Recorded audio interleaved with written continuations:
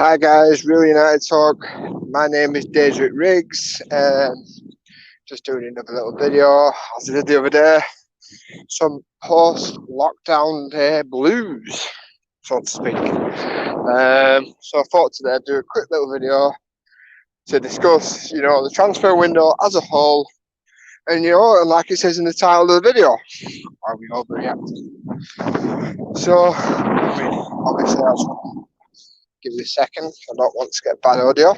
The eagle-eyed viewers out there, you'll notice that I have shaved my beard. Not that that's newsworthy. So right, Jesus Christ, I've got two people ahead of me smoking weed, and I just got it feels like I'm walking behind Bob Marley. Wouldn't be England if you didn't say to somebody though, "Can you smell weed?" So I can smell it. Fucking hell, it's like smelling Bob Marley's armpit. So yeah, back to football. So in this window, we have signed Donny van de Beek for about, I think it was 40 to 45 million.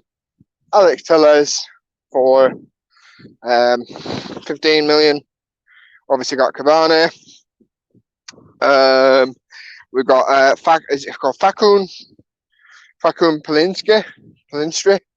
I'm not 100% pronouncing that correctly. We got him we managed to grab him for 7 million. We got Traore from, not the Wolves one, unfortunately. We got the one from Atalanta. So he's not joining until January. So I'm not taking that into account. So I'm judging it upon Pellistri, Van de Beek, Alex Telles, and Cavani. Now, I'm trying my best. Hi, how you doing, pal? I'm trying my best to remain optimistic. Obviously, we all had a lot to say last night, particularly me. I'm still disappointed, but I'm trying to look at it as a whole. If you offered me these players before going into the transfer window, would I have took it? And I can honestly say I don't think that I would. Obviously, beggars can't be choosers. Yo, hello VIP Mark, hello Pancage, how you doing guys? Yeah, I don't think if somebody offered me this before the window, I'd have took it. I've got to be completely honest on that one. I'd have still said we need more of a right winger, arguably need a centre back, and maybe the Igalo replacement could have been lined up for January. I think, because obviously that's when he leaves. So it's kind of hard to make an assumption upon it. But we've also got Mad Marcus in the house. Days put, where do you think we will finish this season? Now this is very early, but based on recent performances, we're probably getting relegation. But no, honestly, I think if we get into the top four this season, it'll be an accomplishment. I'd really honestly do.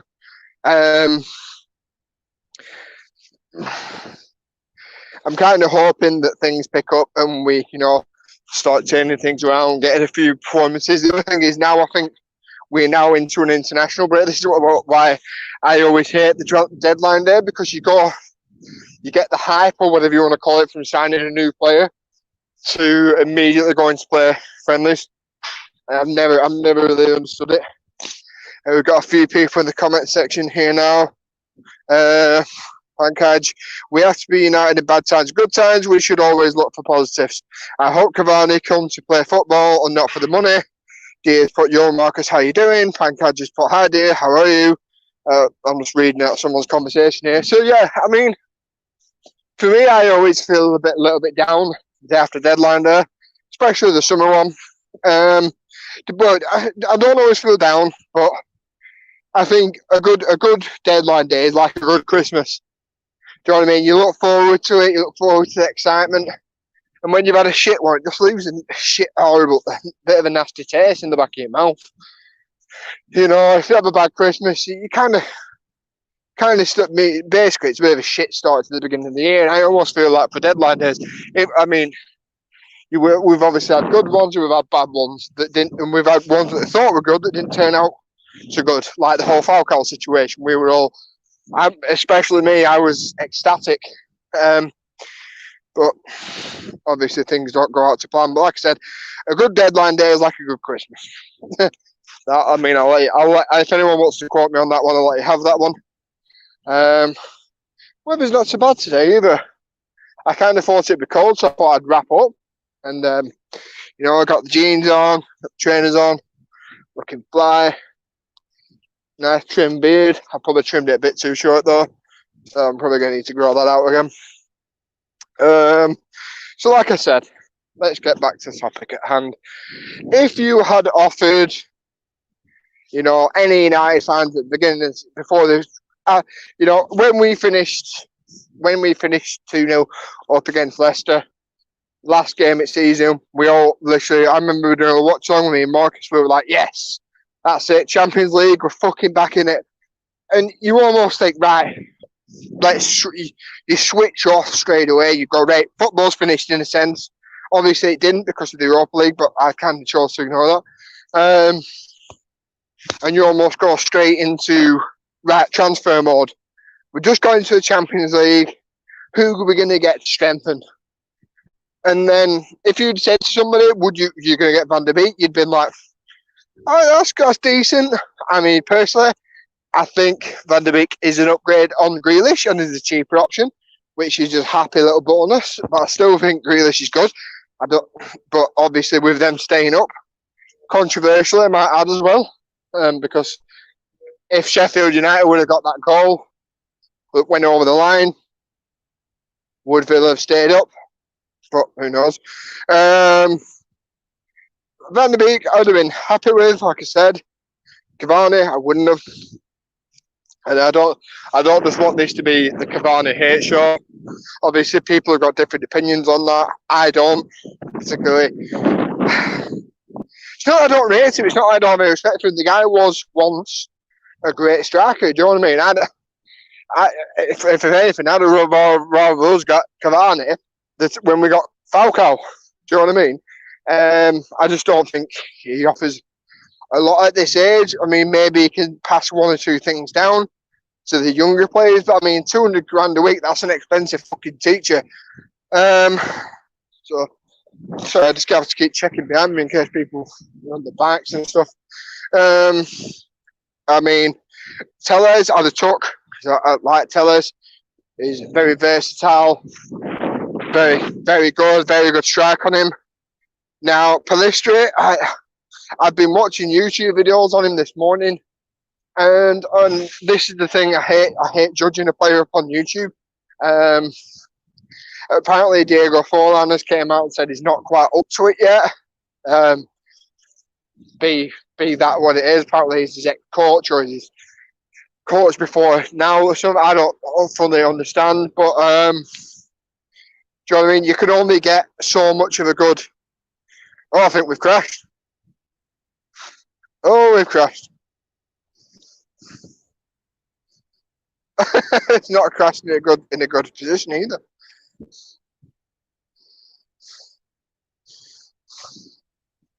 Give it a minute.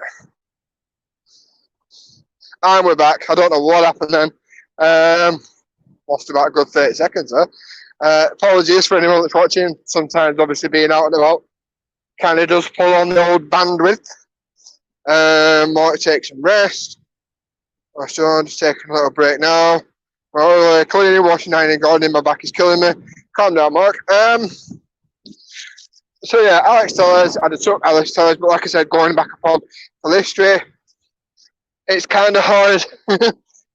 It's okay. Where the dog? It's kind of hard to gauge him upon what he could do. You know, is he going to be a first teamer? Like I said, I've watched YouTube videos on him, but you only get so much of watching highlights. You know what I mean? You're not going to see, like, you could do it with me. When I used to play football, you could record me for a game, and I might score one goal and smacking it top right corner. I might do a few good dribbles. I might do a few good passes. But that'll be like a quarter of the game. You're not taking into account the other 3/4 of it, where I've mistimed a tackle. I've misplaced 95 passes. Do you know what I mean? When you're watching highlights, it is what it says in the tin. his highlights, is the best bits. So it's kind of hard to gauge. Same for Traore. I've seen a lot of it. I've been watching a lot of his stuff today.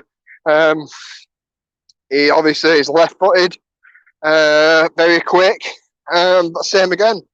You can only gauge so much off somebody's highlights. I'm going to read some of the comments now. So, let me say that. Pankaj is saying Mark takes some rest. Pankaj is also saying he's just a poacher. He isn't just a poacher, he's a dynamic finisher, striker. Maybe 3 years ago, Pankaj. He is also a quick striker. Obviously, because of his age, he might have slowed down a bit, but he's still quick. Oh. Pankaj, do you get... Oh. Give me a minute.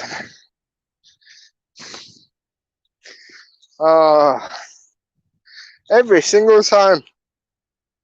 So as soon as I get to specific points in my trail,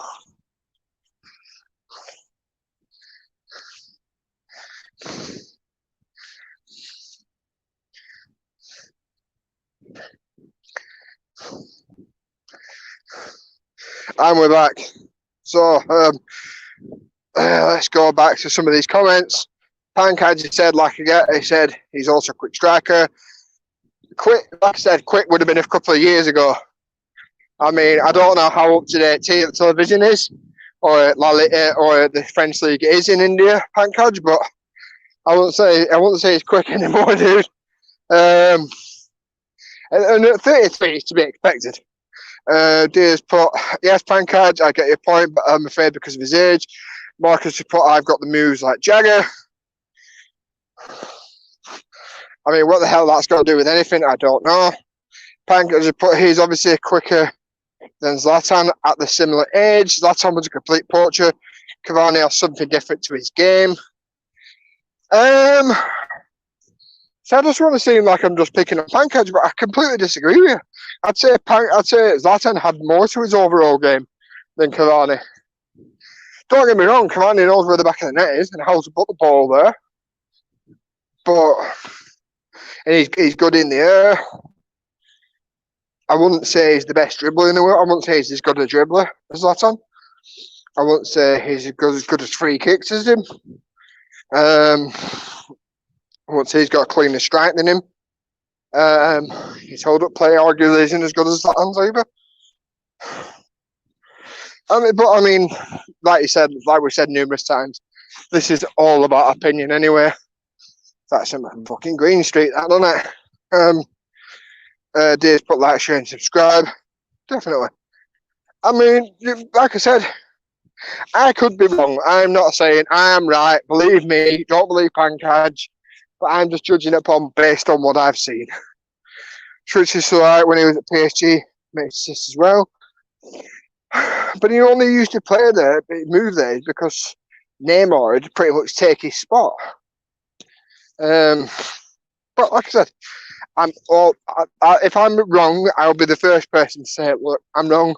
If Cavani comes in, he starts smashing them in for fun, I'll be the first one to say, after he's done it for a couple of months, you know what, maybe I was wrong.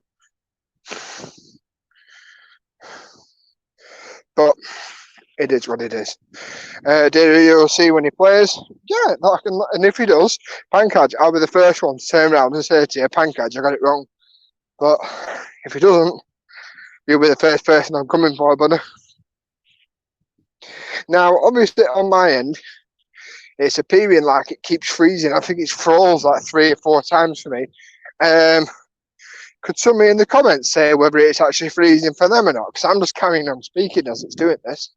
But as far as I'm aware, it's frozen.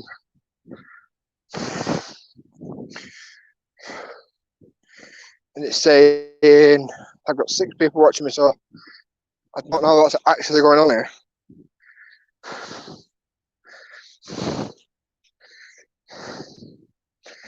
Has it actually frozen for good now? Because I've literally got, it's frozen, I can't scroll up in the comments. Oh, man. This is what you get when you live in a rural area. The Newcastle.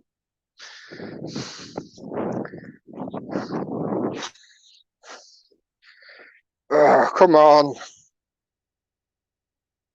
This is going to be one of my best videos, I'm going to admit. Hopefully I can get the stream back soon.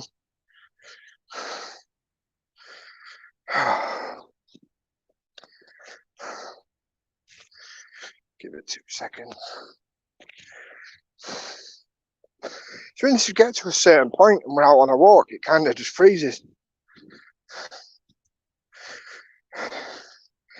I mean, Marcus, if you could you please text me to say whether you're still hearing me, whether you're still seeing me?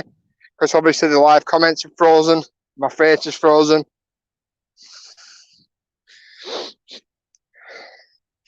I'm just waiting for it to reconnect. As far as I'm aware, it says live 13 minutes, 58 minutes, 13 minutes, 58 seconds in. It's just frozen on that.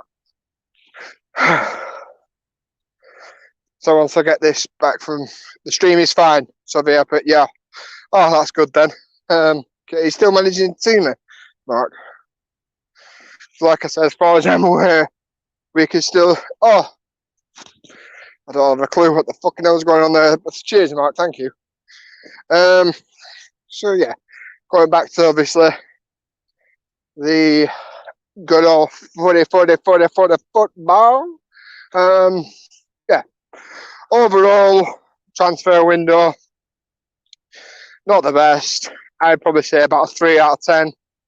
I know there's obviously, I mean, the mood I was in last night, I'd probably say 3 is generous. Because like, I've got to admit, last night I was absolutely livid. I think the fact that Arsenal managed to prize away Thomas Partey is just awful. I just still can't properly get over it. I still can't fathom what actually happened. What has actually happened in the last 8 weeks of this transfer window with the whole Sancho, will he want. I've never known that. I've never known us to publicly chase somebody all window and not get them. I've known us like be saying we're going to get Griezmann for ages, but then that obviously got killed dead by Griezmann. Because I mean, I'm not once heard Sancho come out and say I'm staying, or I'm happy to stay here, I'm happy to be here, and all that lot. So it is a weird one. Tell you what, I'm starting to regret wearing this big jacket now. I literally have no idea how I'm even going to end the stream, because obviously it's frozen.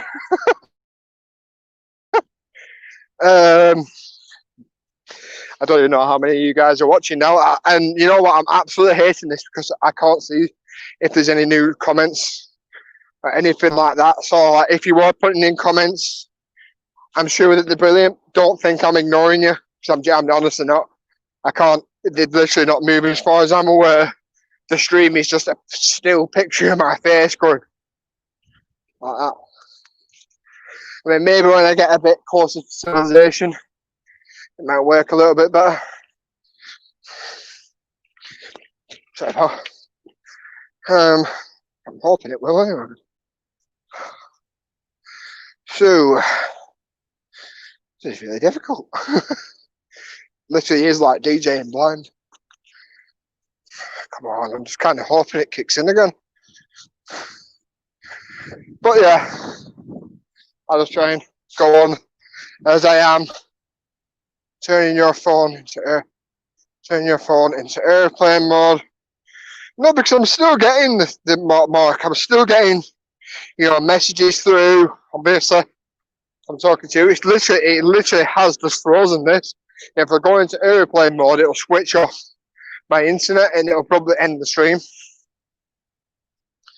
I mean, this pretty sucks because, like I said, I want to read your guys' comments. This is what it's about for me, is by interacting with you guys. I mean, now I need to address something else as well. I'm glad that I thought of that. Obviously, Chris Smalling's now gone. You know what I mean? Massive respect to Chris Smalling, although he's played the best for us. He always tried. He was here for, God, what was it, 10 years or so? Oh, right. Yeah, sorry, Mark. I get you. So obviously, I'm not going to shit all over his memory. It deserves the respect today. So I hope everything works out over at Roma. Obviously, we've still got the likes of Phil Jones, Marcus Rojo, Romero. Obviously, the English window hasn't actually closed yet, so we can still deal with the English Football League. Maybe get Jones. This is the thing. Any deal that involves them going down into the Championship, the wages will probably stop them because of how long they've been there. And obviously, I'm sure the likes of Blackburn Rovers would love to take Phil Jones back, but are they going to be able to afford his wages? And I've got to admit, if he's on 150 grand wages and they're only prepared to offer him 10, he's not going to go for it. I mean, I wouldn't take that sort of pay cut, even if I was shit. And even if the fans did hate me, I'd be like, well, I've still got to. I'm not prepared to take that much of a pay cut. So obviously things might change, and things might change with Saar. We might go back in for him, or we might pull another winger out of our ass from the Championship. I don't see it though. I mean, Saar, the way the window panned out, I mean, so is that could be a bad option, would it? Trying to think. Oh yeah, and that's obviously the other talking point. Apparently, we are now, like I said last night, it's coming from more than one source now that Manchester United are talking to Pochettino. I mean, the fact that leaked out at 10 o'clock at night on, on deadline day, I think that kind of already shows what our board think of Ole and what's about to come. And I hope I'm wrong, because I do love Ole, and I think, he did well last season. Fair enough, we lost the semi-final, but at least we got to them, and we got third. Fair enough, it wasn't. I think third was almost given to us because of how bad Leicester was, but I don't know. It's an interesting one. Anyway, I'm going to end this. I'm going to try and end the stream now. Don't forget, guys, please like, share, and subscribe if you haven't already. I'm not too sure whether any more videos are going to be done today. I think this is literally it. I don't think me and Marcus have got anything planned, or Ross or Rodney or anyone. But if we do change our minds, you'll be the first guys to know. But I mean, I'm probably as much as I do like transfers, I'm kind of fucking glad that the transfer window's over, so I don't have to hear the words Jadon fucking Sancho any longer. Yeah, cheers, Mark. Thank you.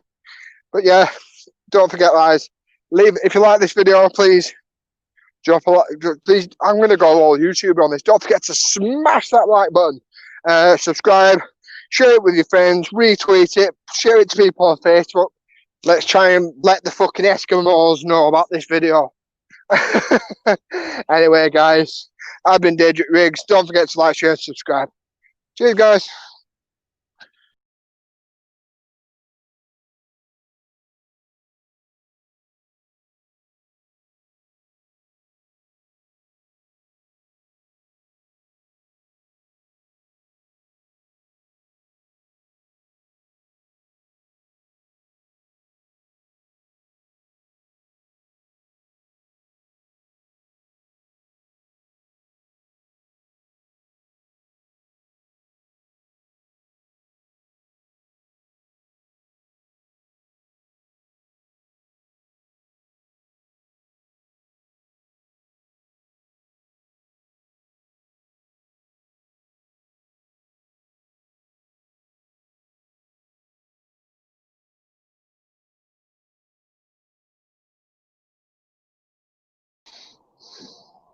And I'm back.